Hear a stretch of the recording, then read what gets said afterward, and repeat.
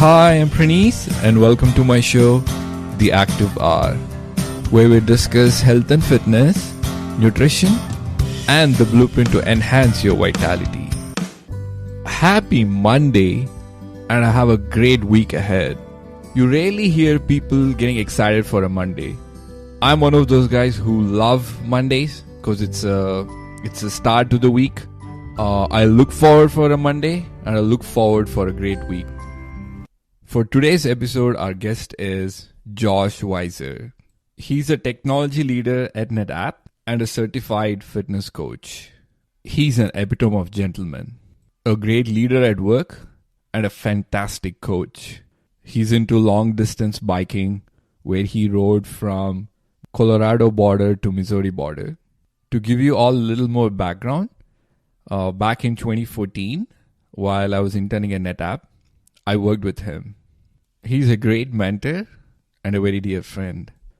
We discuss how he inspired his kids and people around him to get into fitness, the benefits of kickboxing and martial arts, the benefits of long-distance biking, and how he leads a balanced life. So, please welcome Josh to the Active Hour podcast. Hey Josh, thank you for joining us today. Can you tell us a little bit about yourself? Were you an active kid growing up? When did you actually get into fitness? So I'll be 49 this year. So I'm getting old now these days. Going back to my childhood, I was a pretty active kid. I played soccer starting in my first grade year in elementary school, and I played like a rec league soccer through the first couple of years, and then I joined a competitive league, and I played that all the way up to high school. Played 1 year in high school. The school I went to my sophomore, junior, and senior year didn't have sports, so I didn't really play during those years, and I played during my first year of college. So I stayed pretty active up until about my early 30s, and then we had kids, and I got kind of lazy with little kids around. So we had over that point of time from probably 25 to 30 years old, we had 4 kids, and keeps you busy, and you get a little bit lazy sometimes. Right. So then from 30 to 35, I didn't do a lot, which resulted in a lot of weight gain. And at about 35 years old, I realized I was headed down the same path that my father was, who was diagnosed as diabetic in his early 30s. I weighed about the same. I was about as active, and decided, you know what?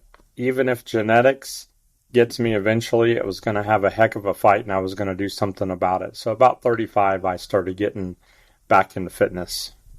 Gotcha. Did you take any specific precautions to not get affected by the genetic diabetics, or what did you do differently for that? So I started at 35. I made a decision I was going to get back into shape. So I just started exercising. In fact, I joined a fitness group where I worked at NetApp. They paid for a trainer to come in every day. So I joined that group. Worked out with them 2 to 3 times a week. Got to know the trainer fairly well, and started seeing results fairly quickly. When I started back up, I was 260, almost, somewhere between 260 and 270 pounds. And okay. I always joke when we would do certain exercises that runs, like, running like high knees or whatever, I actually had to time my steps with my belly because I had so much of a belly. I look back on that and I laugh, but it is what it is. I mean, I had to deal with it, but within 3 to 6 months, I started seeing pretty good results as far as weight loss goes. Oh, wow. That's so inspiring. So this was the same group that we used to do? Yes. Okay, gotcha. Same group with Marilee. And there was a friend of mine, Tony Habashi, got me hooked into it. And then once I got going, 2 days became 3 days, became 4 days a week. and sometimes multiple times a day. Yeah, and early on, I wasn't educated too much. I realized about a year after it, there are limitations as far as how many times you want to work out in a day, but I was addicted to it. So Right. Can you tell us how you inspired people at work and your kids to get into fitness? Because I first met you at that at that program, right? And then I saw a lot of other folks coming in. Back in the day, the folks on NetApp were like, if our technology leader who leads a team of 150 is into workout and is taking time to go and do those workouts, I think probably I should also give it a shot. so I don't know that I would classify myself as somebody that is vocally inspiring. I like to lead more by example and show the results. Right. So, but from a work perspective, the nature of my position then and even now is I'm a leader. I'm a team leader. I'm a manager, and so I talk with people a lot, and they ask questions, about energy levels, and well, how do you make time for this? And so being able to have those conversations to tell them, hey, look, making time for the exercise actually makes your day go better. It makes you more energetic for the work that you do. And as a manager, it was also, I had the ability to encourage people, listen, it is better for you, it's better for the team, it's better for your health all around to take 30 minutes, to take 45 minutes to do this. So, at work, just showing the results. With my kids, I've never forced my kids to do any form of exercise. They've just joined in. My son Noah, he started Right. when he was 13 years old. Oh, wow. Okay. He's always been by my side doing things, and he started the exercise and he's done it with me. My daughter at 11 years old told me she was never ever going to do that exercise stuff. At 18 years old, she's now going to college to be a dietitian, and she's a fitness leader within the gym that I own. So, at 19, one of my sons who unfortunately got his genetics from me and was very overweight. He actually started when he was younger than 19. He wanted to be a pilot, and so we got him into pilot's lessons, and he quickly realized that, to fly an airplane, it's weight management to get that plane off the ground. And he started exercising on his own. He didn't come to any of my classes. He didn't listen to any of my instruction. He just did it on his own. And he dropped about 30 pounds on his own. Oh, wow. But again, it's leading by example. It's doing and enforcing, or not necessarily enforcing, but just encouraging via the words. But I'm a firm believer in leading by example. Right, exactly. Like I said, because I was there, I saw a lot of our teammates getting inspired. It's like, oh, Josh is taking time to go and work out, so why not I? So I personally spoke to a couple of them, and they were like, oh, can you tell me about this program? I really want to give it a shot and see, because I see all of you guys working out together and having fun. And I think with the kids, it's like when your dad's working out, you will be more excited and you'll naturally be inclined towards fitness, because my dad was always into running and etc. And I was naturally inclined towards it at the age of 10 itself. Well, yeah, lead by example, and everything we do, whether it's fitness or you're managing people at work, or you're just doing your job, you have to lead by example. Gotcha. That's awesome. So your gym in Newton, when did you get this idea to start your own gym where you teach kickboxing, martial arts, strength training, and etc.? Well, it wasn't planned. So Chris Rangel is who I've partnered with, and he's been in the business, the fitness and martial arts business, for many, many years, over 20 years, and been very successful at it. He is my kids and myself's martial arts instructor. So we happened to be down in Louisiana at a hotel for a Okay. tournament. And he looked at me on a Saturday evening and said, "You know what? Let's just start our own gym." Okay. And I was like, he said, "I'll do martial arts, you do fitness." I was like, "Well, Okay. I've never done anything like this before." He goes, "Well, I'll help and mentor you." So that was in August. Okay. And we came back home. I didn't think much about it. About the second week of September, he calls me and goes, "Okay, I got the place rented, so we need to get our plans together." So it went from an idea to hyperdrive. So Okay. I purchased equipment, and I was already certified cycle instructor and Okay. a couple other formats. So, and I'd been teaching at a local YMCA, so it wasn't like I was starting fresh there. But working with him was a new experience. Having somebody that's a veteran of the industry willing to mentor you on the business side of things. I had been taking cardio kickboxing classes from him, so I picked up his style and his format, which is unique over a lot of the other formats that do cardio kickboxing. So, Okay. cardio kickboxing is part of my format.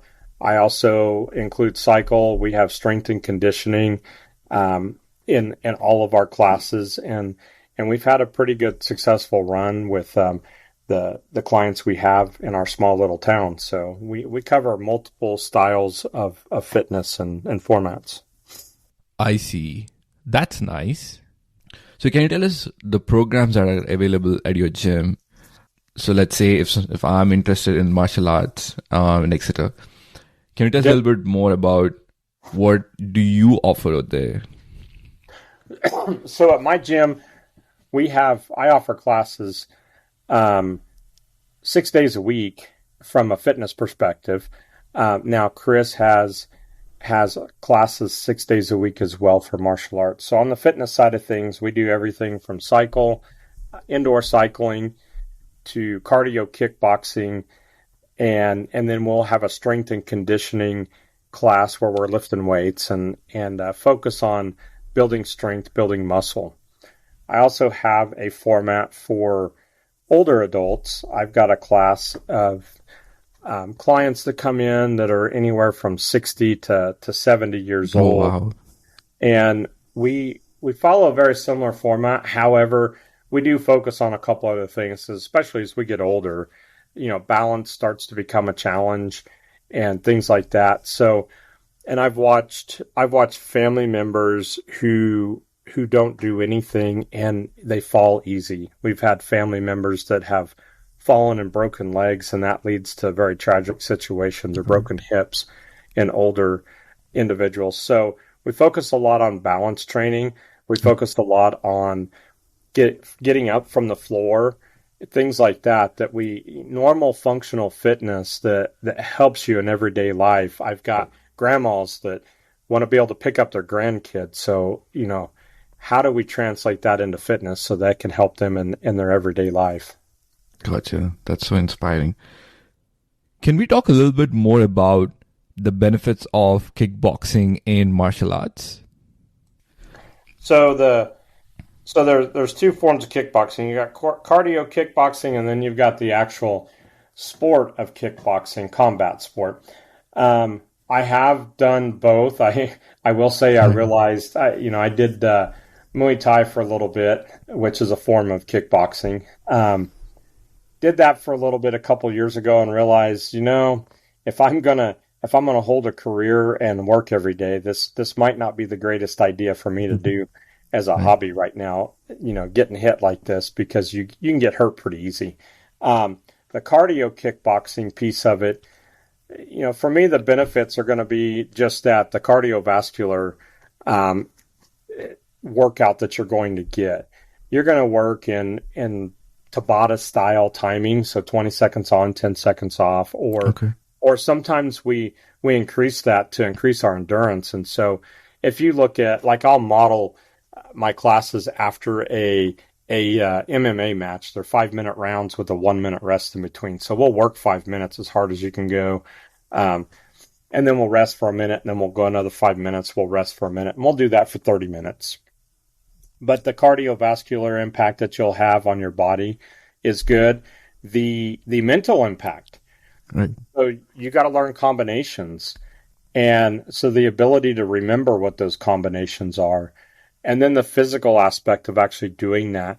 There has been some research done, for example, that boxing, kickboxing, boxing, the impact that you make when you're punching a bag or you're punching pads that somebody's holding can actually help with Parkinson's disease. And that's kind of near and dear to me. My dad has Parkinson's, and so I've done a little bit of research on what can help these individuals. For kids, it's coordination. When their kids are growing up, they're 13 years old, they're growing. They lack coordination a lot of times, and so to see them get the coordination down and be able to do the combinations is encouraging as well. Right. I saw many kids. I kind of personally know a few of them too. Kids in age between 5 to 15. Once they started training in martial arts, their whole personality changed. They've become more stronger physically and mentally, and they've become more confident and disciplined. Can you tell us the magic behind martial arts that turns an individual to be more stronger, more confident, and more disciplined? Yes, any martial arts. We're actively involved. My kids are in Taekwondo. They're second degree black belts in Taekwondo, and we are also we participate in a Filipino martial art called arnis. Others may know it as a screamer or kali, but it's focused more on self-defense. So you start with stick fighting, hand to hand, and then you can go to other weapons such as knives. But a lot of people think they put their kid in martial arts and they're just going to teach them how to fight.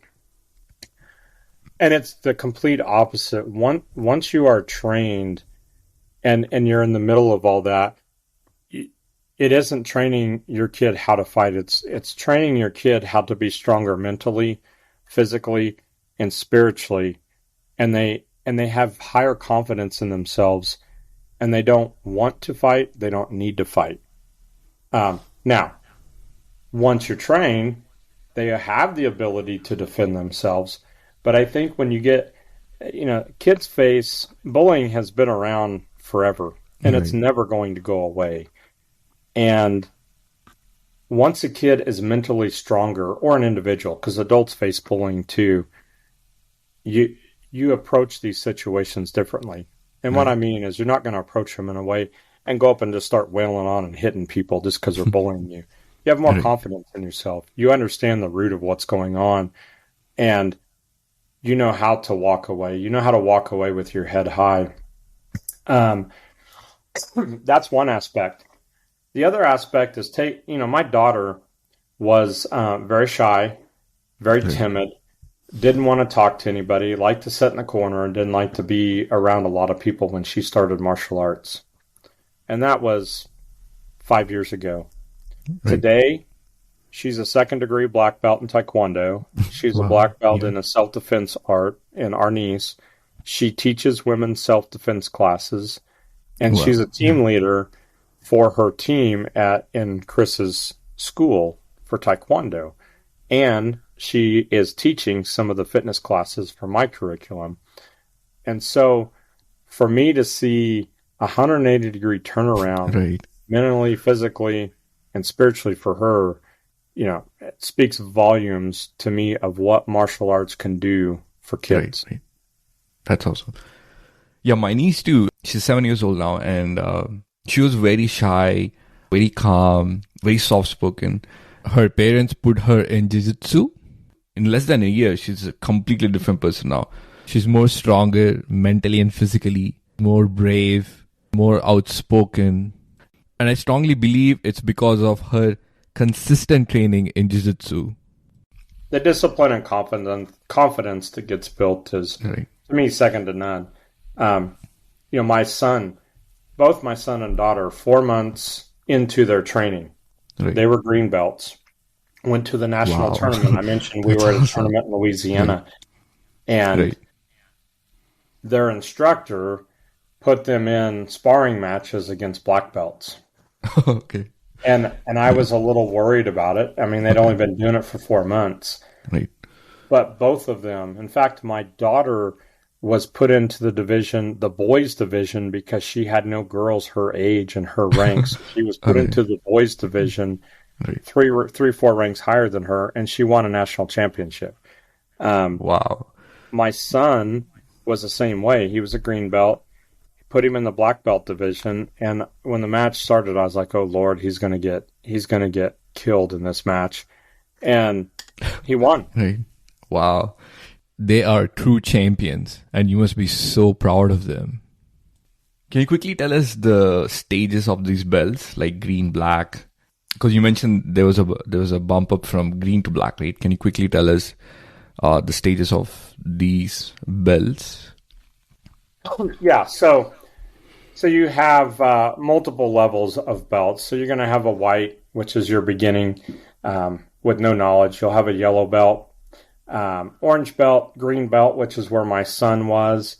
And then you've got blue, purple, red, brown, and black. So those are Okay. the ranks within Taekwondo. So he was what, one, two, three, four, five ranks below his Okay. competitor. Now, Wow. once you reach, a lot of people think once you reach black belt, then that's it. No, there's multiple degrees of black belts once you reach that level, and it really, no matter what martial arts you're doing, black belt just is the beginning of learning. Got There's a lot to learn. It's a lifelong commitment. It brings in discipline, all that. So, but yes, there's multiple levels, and every martial art's different. Jiu-jitsu will have different rankings as well. Oh, gotcha. Gotcha. Understood. That's so inspiring. When did you get into the long distance biking and the endurance training? I know your kids are also into it. How did your kids get inspired to get into long distance biking? Like you said, they probably were inspired from you, but what are the benefits of this long distance biking? So I got into the endurance aspect of things just out of the challenge. I Okay. saw, I don't remember if it's 2016, might have been 2015. The Bike Across Kansas group came through the town closest to us in Gossel, Kansas. Okay. And I was like, you know what? I want to try that one day. I want to have the challenge to go from the Colorado border to the Missouri border, all the way across. Wow. Yeah. Um, so I decided I was going to do it. I had no Yeah. idea what I was doing at the time. Okay. And my son, Noah, was right by my side. He's like, well, I want to do it too. So we started off with the Right. bikes we had, which weren't great.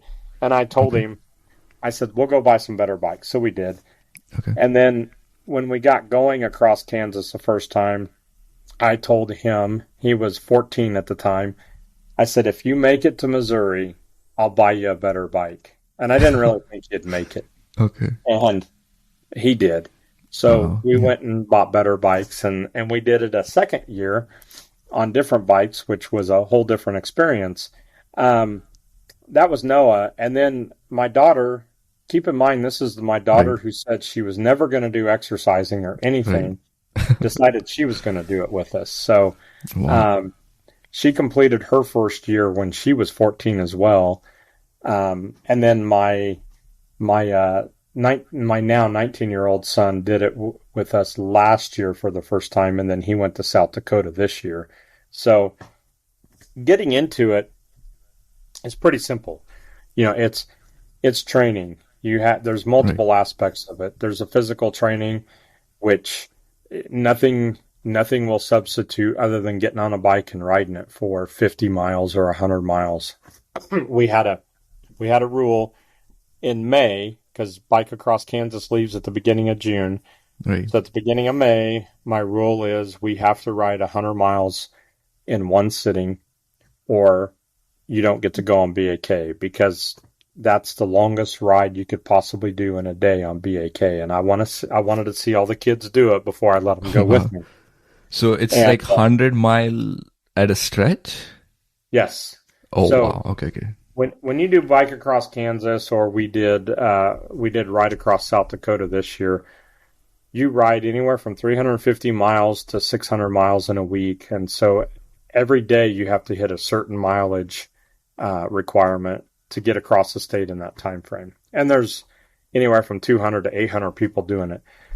So your training's got to include long distance rides back to back. The other part of the training is going to be understanding the nutrition piece of it, because you have to fuel yourself while you're doing these long rides. After you're doing the long rides, hydration's important as well. And then the most important part is the mental. Right. You have to prepare your mind that it's going to be hot, it's going to be Right. windy, it's going to be painful. Your legs are going to hurt. Riding a bicycle, your butt's going to hurt. And Right. the only way to deal with that is Yeah. to ride the bike more so you get used to it. Okay. Can you educate us a little bit more about nutrition, hydration, not just in biking, but any kind of sports?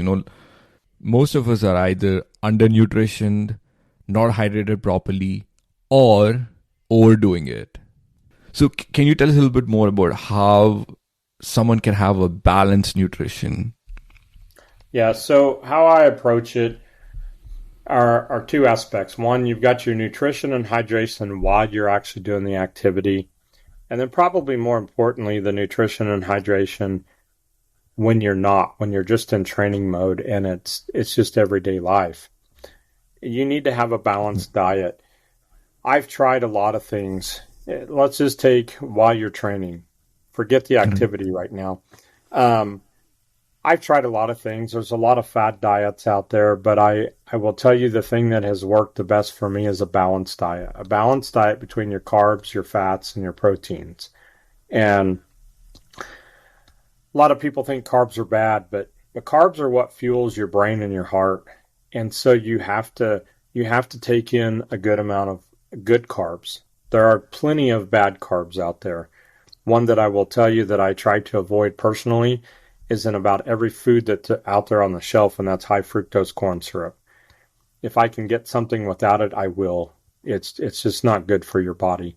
But things like sweet potatoes, those are good carbs, and they got good source of fiber in there. Hydration,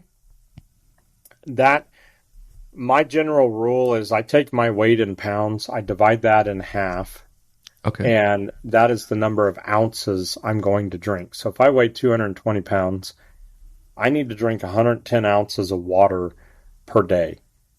And that is without a workout. For every workout, I add 8 ounces of water to that mix. Oh, okay, got it.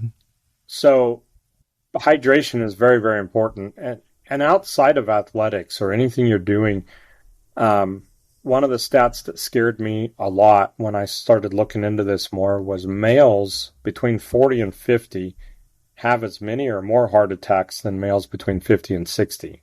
And many of them happen in the morning after we wake up because of dehydration. It makes your heart work harder, and if you've already got issues. So I literally sleep with water next to my bed, and the first thing I do when I wake up is I drink 8 ounces of water. Okay. And then I carry a water bottle with me. Now, during activity, whether it's a long bike ride or you're running, the hydration aspect is going to vary based on the elements. If I'm down in Texas, I'm going to drink a lot of water. I'm going to have a lot of water. In fact, I'm going to have a lot of water with electrolytes in it because you're going to sweat more. Right. If it's wintertime, you still need to hydrate. You actually need to watch it a little closer because you're not going to feel the thirst that you do when it's 100 degrees out. Right. As far as feeding yourself during a long distance activity, so let's say we're riding 100 miles, right. About every hour I will eat something. Okay. And every person's body is going to be different. So this will sound crazy, but I like to eat on a 100-mile bike ride or even a 50-mile. I like to carry peanut M&Ms with me, and I'll eat those. I don't normally eat them if I'm not working out like that, but it's got some carbs in there, a little bit of protein, the peanuts, I'll also carry, like a Cliff Block shoes or something like that. Okay. But for those, as an individual, I can't tell you how many things I've tried to find what works for me. Gotcha. Okay, thank you so much. That was great information because I personally sometimes I overeat a lot or I'm under eating.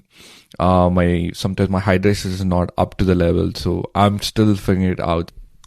So you are a great family man. You love to spend a lot of time with your family.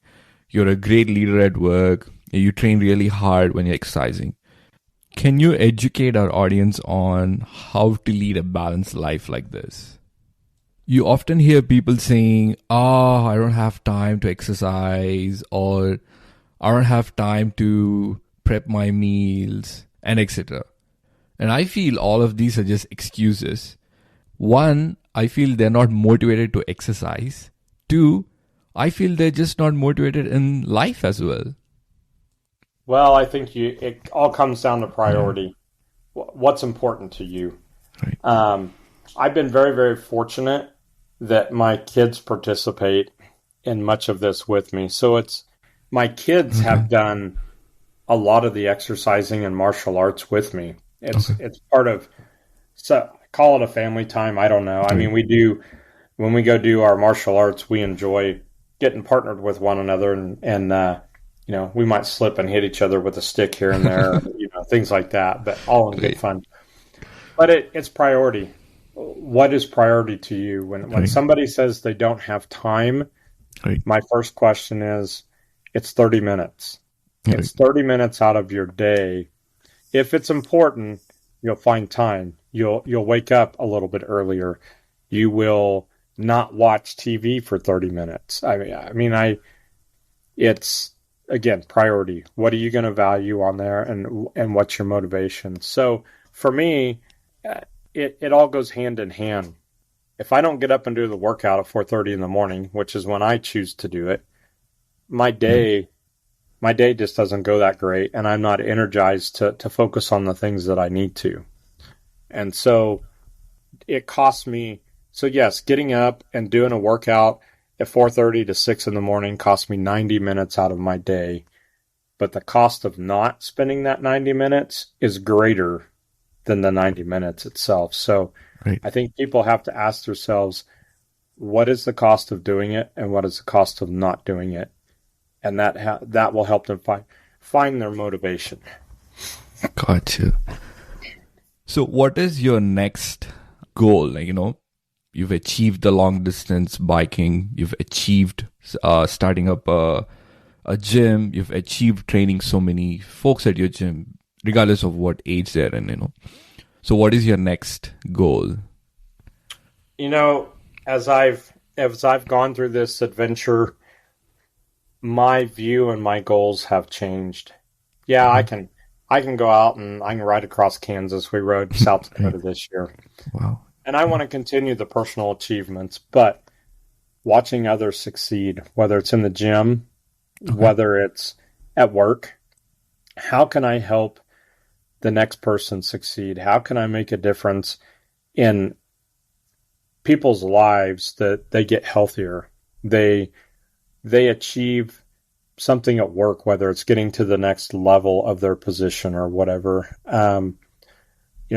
Personal achievements are great, but helping others is greater. Right. And this also kind of drills down to why you're such a great leader at work, right?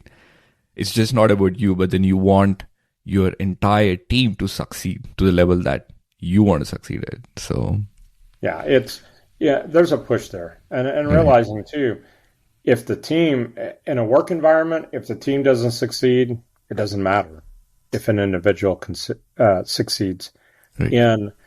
In fitness, if I have a whole group of people, 9 out of 10 that are doing well, and I've got one that just can't keep up, what good does it do me or them or the group to let them continue to fall behind? We have to go back as a group and as individuals to help them and build them up and encourage them. And in martial arts, same thing. If one person is struggling, how do you go help them to bring them up? because you have to remember, no matter where you're at, there's always somebody better. And two, you were in that position at some point in time. I was there 6-7 years ago. I was doing nothing. Okay. And Mara Lee came by my side and said, here's how you do this. Right. And then Chris came by my side and said, here's how you do this. So somebody's invested in you and me. And I think it's the only right thing to do is to continue to invest in people. Wow. This is such a great takeaway and philosophy. I'll try to implement this from my end starting today. Thank you so much for taking time and coming on to my show as a guest. And this was a wonderful conversation. And I've personally learned so much from our conversation today. Thank you for tuning in to the Active Hour podcast. And until next time, be ambitious, exercise every single day, eat nutrient-dense foods, and stay active.